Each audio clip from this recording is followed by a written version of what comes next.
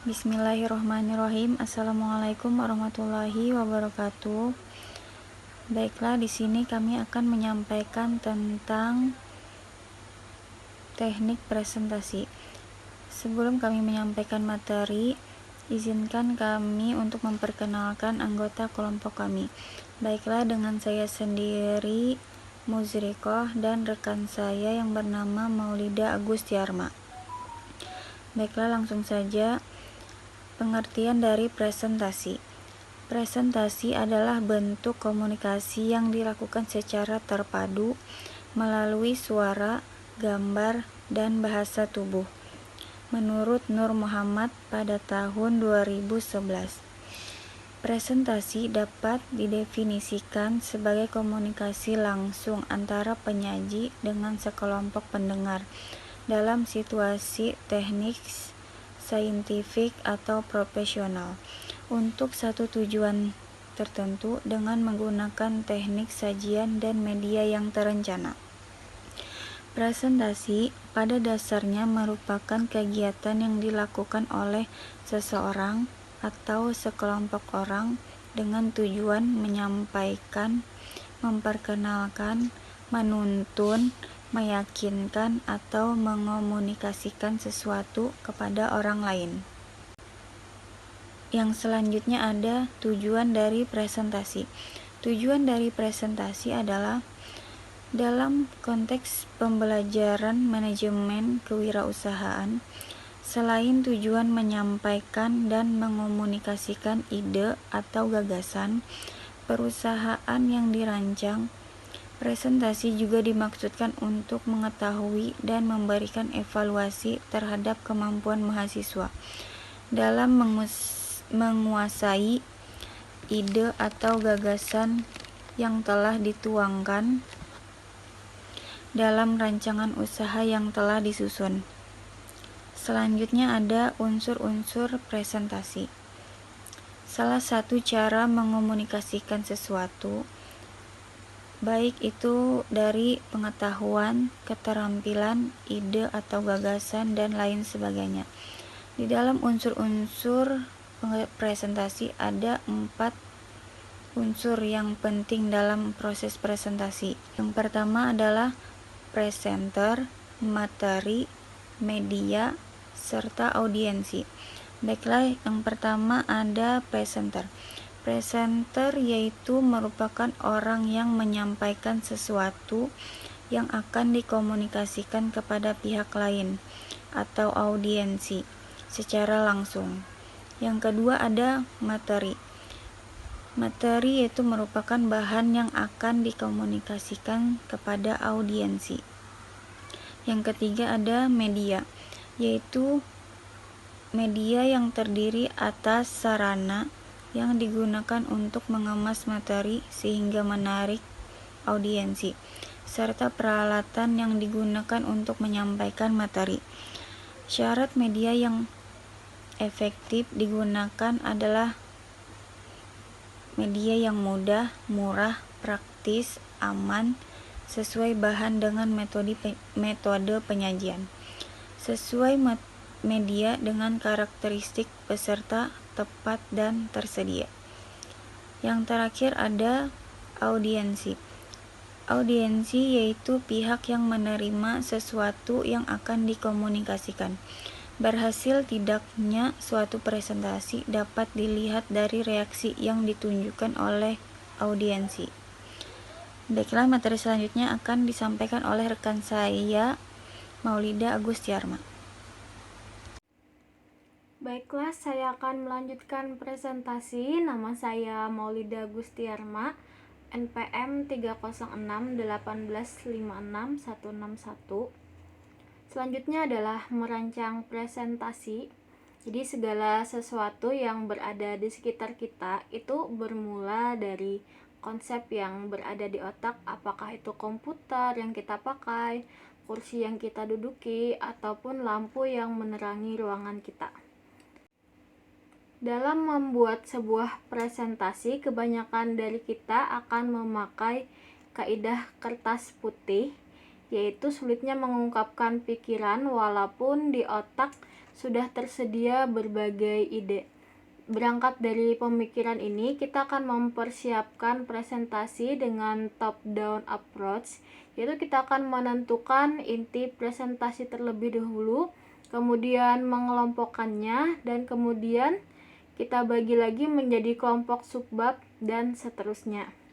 Setiap aspek-aspek presentasi itu harus direncanakan untuk mendukung tahap akhir, seperti itinerary atau urutan-urutan acara, yang kemudian adalah materi tampilan presentasi, selanjutnya adalah background musik, kemudian intermezzo atau selingan, kemudian penerangan atau lighting di dalam ruangan, dan hal-hal yang berhubungan seperti pembagian materi presentasi jika nanti pematerinya lebih dari satu orang, dan porsi bintang tamu.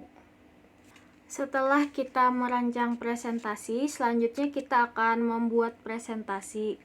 Nah, untuk membuat presentasi menjadi lebih terarah dan bersih dari tulisan, maka dapat kita lakukan hal-hal sebagai berikut. Yang pertama adalah gunakan bahasa Inggris bila memungkinkan. Yang kedua adalah pilih kata-kata yang kuat. Yang ketiga adalah gunakan kata-kata yang padat. Yang keempat itu buang redundansi atau buang pengulangan-pengulangan. Yang kelima, pecah teks menjadi subteks. Yang keenam, gabung beberapa kalimat menjadi satu. Dan yang terakhir adalah wakili teks dengan gambar.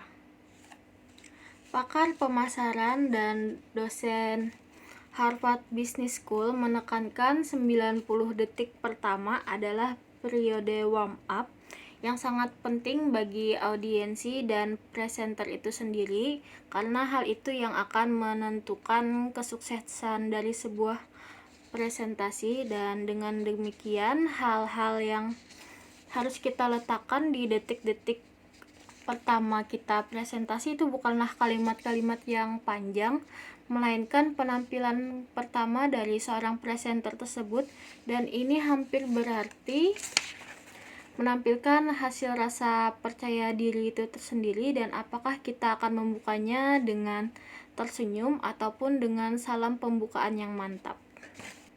Selanjutnya adalah membawakan presentasi. Dr. Bobby Deported dalam bukunya Quantum Learning itu menekankan bahwa dalam periode belajar, manusia itu cenderung ingat hanya bagian awal dan bagian akhir. Bagian tengahnya yang mayoritas kemungkinan akan hilang tanpa bekas. Jadi, audiensi hanya menyerap materi seminar. Di awal presenter berkata, kita akan memulai presentasi, dan di akhir ketika presenter berkata, kita sekarang masuk ke bagian terakhir presentasi. Nah, dalam bukunya Susanto L. Cokro itu menawarkan 9 teknik untuk meningkatkan daya serap audiensi, yaitu yang pertama adalah pembicara sekaligus penghibur. Yang kedua adalah menyatu dengan presentasi. Yang ketiga itu adalah show me don't tell me. Yang keempat itu menggunakan intermezzo. Yang kelima itu berhumor kalau memungkinkan. Yang keenam itu hindari klise. Yang ketujuh itu deliver emotion, not data. Yang kedelapan, gunakan ilustrasi atau storytelling. Dan yang terakhir adalah bangun suspense. Dan masuk ke materi kita yang terakhir, yaitu adalah menghadapi rasa takut dan khawatir. Ketika kita menyampaikan presentasi, tak jarang juga kita biasanya merasa takut atau khawatir. Kita merasa takut kita tidak mampu memberikan presentasi dengan baik, atau khawatir lupa dengan apa yang ingin kita sampaikan nanti. Jadi rasa takut dan khawatir ini muncul secara fisik, biasanya sebagai bentuknya biasanya dengan tanda-tanda tangan mulai berkeringat, kaki gemetar, atau suara yang tidak meyakinkan. Jadi untuk menghadapi rasa takut dan khawatir ini ada beberapa dan saya rangkum. Yang pertama adalah visualisasikan bahwa audiens sangat menikmati presentasi dari kita. Jadi kalau audiens sudah menikmati presentasi dari kita, kitanya juga akan merasa nyaman dalam menyampaikan materi kita. Kemudian adalah bayangkan audiens adalah teman-teman yang biasa kita ajak berbincang dan bercanda. Jadi kalau misalkan kita sudah membayangkan audiens ini adalah teman kita tidak akan merasa gugup lagi. Dan selanjutnya adalah berdoa dengan tulus. Niat yang bersih akan membantu kita menjalani presentasi yang baik. Jadi dalam setiap kegiatan, bukan hanya presentasi apapun itu, jika kita sudah berdoa dan kita sudah berniat tulus, insya Allah apa yang akan kita jalankan akan berjalan dengan lancar. Jadi kadangkala demam panggung itu tidak hilang meski segala sesuatunya sudah kita siapkan. Misalkan beberapa detik sebelum kita tampil, tiba-tiba kita mengalami demam panggung. Nah, untuk itu kita perlu berdamai dengan rasa takut yang kita hadapi. Jadi jangan terlalu takut dan khawatir ketika rasa gugup itu melanda. Karena demam panggung adalah semacam energi yang menunggu untuk segera dilepaskan. Dan cara mengatasinya adalah dengan melepaskannya di atas panggung. Sekian presentasi dari kami, salah kilap mohon dimaafkan. Silahkan bagi teman-teman yang ingin menyampaikan komentarnya ataupun ingin bertanya, kami tunggu pertanyaannya. Assalamualaikum warahmatullahi wabarakatuh.